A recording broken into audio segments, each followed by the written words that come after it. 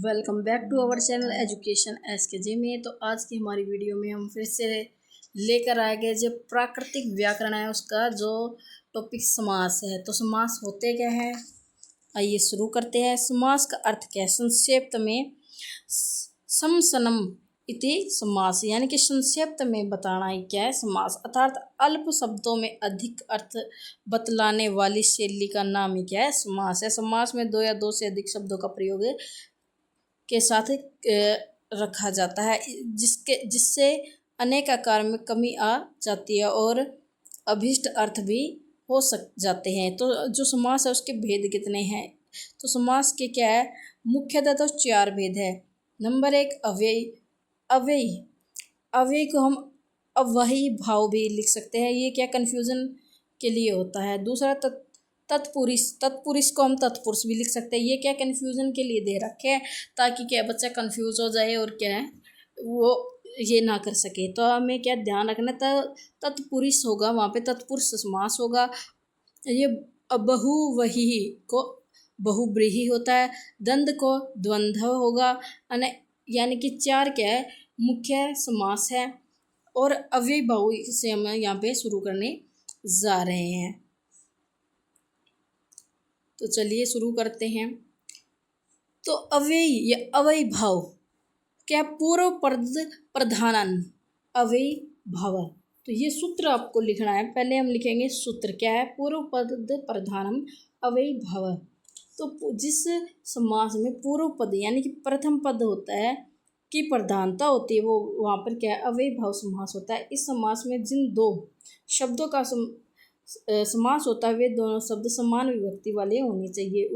उनमें से एक शब्द अव्ययी होना चाहिए। जैसे हम कि कोई भी लिख सकते हैं यहाँ पे अब गुरु, ये भी हो सकता है। एक उदाहरण आपको लिखना ही लिखना है, ठीक है। नेक्स्ट समास है हमारा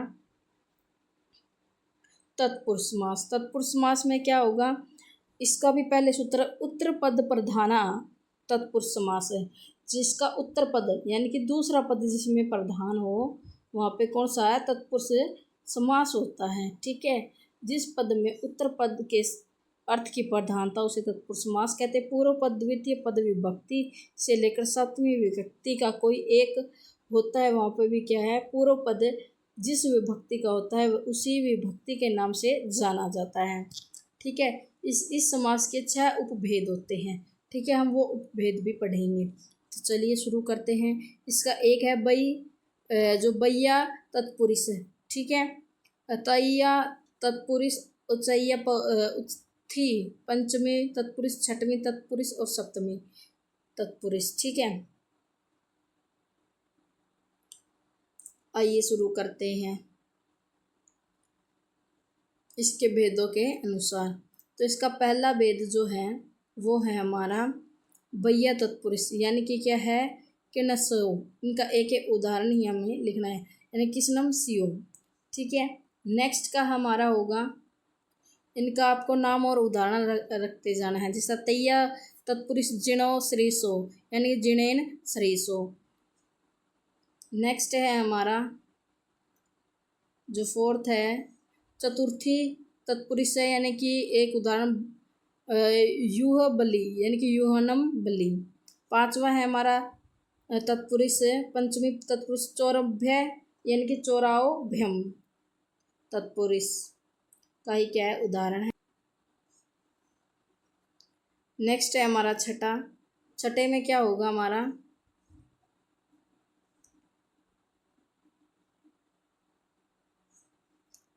देव मंदिरम, यानी देवस्य मंदिरम। इनके उदाहरण के साथ आपको याद करना।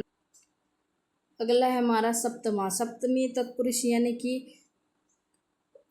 जीर्णोत्तमो, यानी कि जीर्णेशु उत्तमो, ठीक है। इनका एक एक उदाहरण और इनका नाम आपको याद रखना है। तो ये तो हमने समझ लिए विभक्ति के साथ, और इसके जो अन्य भेद है वो हम पढ़ेंगे।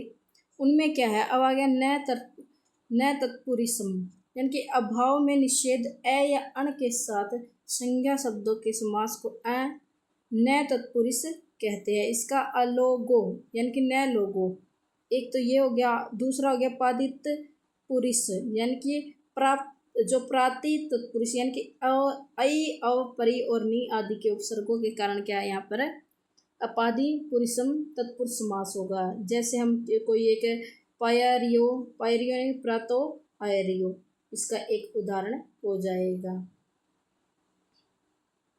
नेक्स्ट है हमारा इसमें कर्मधारय। कर्मधारय में क्या होगा, विशेषण शब्दों का विशेष्य शब्दों के साथ है समास क्या होता है, कर्मधारय समास। इसमें एक कोई भी उदाहरण ले लो, ये ले लो महावीरो, महावीरो यानी कि महंतो चैसो वीरो, जो महान है वीर। ठीक है, नेक्स्ट है इसका, और इसका दूसरा पार्ट है इसमें द्विगु समास यानी कि कर्मधारय से समास का प्रथम पद यदि संख्या सूचक हो उसे हम क्या कहते हैं, द्विगु समास कहते हैं। इसका उदाहरण हम आगे देखते हैं, जहाँ पे क्या हो संज्ञा सर्वनाम। जैसे हम यहाँ पे लिख सकते हैं नवततम, नवततम यानी कि नो क्या होगी, नो हो गया यानी कि संख्या गया, तीलियो यानी कि तीन वाला। तो यहाँ पे जो भी संख्या रूप में आ जैसे द्विगु समास है कहते हैं। उव व्यय समास, उव्यय समास में क्या होता है, अंतिम पद कृदंत होता है, यह तत्पुरुष समास में समाविष्ट होता है। जैसे कुंभकार, ठीक है, कुंभकार हो गया, शिवणु हो गया, ठीक है, जिसमें निवण आय क्या हो गया, कृदंत होता है।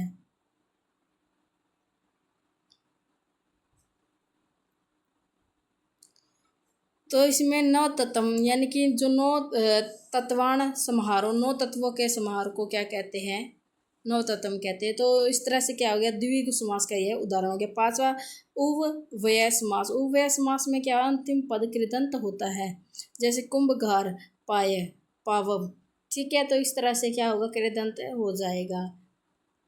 नेक्स्ट है हमारा यहाँ पे बहुव्रीहि आ गया। अब बहुव्रीहि का सूत्र क्या है, अन्य पदार्थ प्रधान है बहुव्रीहि, यानी कि ना वो पद प्रधान है जो उसमें दिया गया, ना उसका उत्तर पद प्रधान हो, ना ही अंतिम पद प्रधान हो, कोई अन्य ही पद प्रधान हो। जिस समास से अन्य पद की प्रधानता पाई जाए उसे क्या कहते हैं, बहुव्रीहि समास। इस समास का ना ही तो पूर्व पद की विशेषण रूप होता है, न ही उत्तर पद की, ठीक है। इसमें प्रथम पद के पश्चात होने वाला विशेष्य रूप ही होता है। हो जाने पर जो एक तैयार पद होता है उसे दूसरे का विशेषण होता है। इस समास में प्रयुक्त शब्द प्रधान नहीं होते बल्कि उनके पृथक कोई अन्य ही पद प्रधान हो, उसे क्या कहते हैं हम, बहुव्रीहि जो समास कहते हैं। इसके भी भेद मिले हमें, 5 भेद है। समानाधिकारणम, विधिकरणम, बहुव्रीहि, न व्रीहि, सव्रीहि और पादिव्रीहि, ठीक है। चलिए आगे, अब उदाहरणों को हम देखते हैं, भेदों को देखते हैं। सबसे पहले समाहित अधिकरण यानी कि जब बहुव्रीहि समास में प्रयुक्त शब्द समान विभक्ति के हो वहाँ पे क्या होता है, समान अधिकरण बहुव्रीहि समास होते हैं, ठीक है। इनमें से एक उदाहरण आप लिख सकते हैं। नेक्स्ट है हमारा दूसरा वृद्धिकरण बहुव्रीहि, यानी कि बहुव्रीहि समास में प्रयुक्त शब्द जब अलग अलग विभक्ति के हो तभी भी वहाँ पर क्या होता है, बहुव्रीहि समास होता है। इनमें से एक उदाहरण लीजिए, न बहुव्रीहि यानी कि निशार्थक नकार सु ए या अण के साथ भी बहुव्रीहि समास होता है, जैसे अभ्यो में हो गया। नेक्स्ट है हमारा, इधर देखते हैं, अब इसमें देखते हैं तो स बहुव्रीहि यानी कि स अव्यय शब्द के साथ बहुव्रीहि समास होता है, जैसे स शीशयो, स अपाओ, ठीक है, इस तरह से। नेक्स्ट है हमारे पास इसका उदाहरण पादी बहुव्रीहि यानी कि पै नी वी आई प्री, जो उपसर्गों के साथ हो गए वो भी क्या हो गए, हमारे बहुव्रीहि समास हो गए, ठीक है। नेक्स्ट है हमारा द्वंद्व समास आ गया। अब द्वंद्व समास होता क्या है, इसका सूत्र है उभय प्रधान है, उभय पदार्थ प्रधान है द्वंद्व, यानी कि अर्थात जिस समास में दोनों अथवा सभी पदों में अर्थ की प्रधानता हो, क्या हो, अर्थ की पदों की नहीं, अर्थ की प्रधानता, वहाँ पे क्या होता है, द्वंद्व समास होता है। इस प्रकार से समास में प्रयुक्त दो या दो से अधिक शब्दों में कोई मुख्य अथवा गौण नहीं होता बल्कि सभी पदों की समान महत्ता हो, वहाँ पे क्या होता है, हमारा द्वंद्व समास होता है, ठीक है। जैसे सुहु दुखयम, सुहम च दुख च, ठीक है। आगे चलते हैं, आगे है हमारा।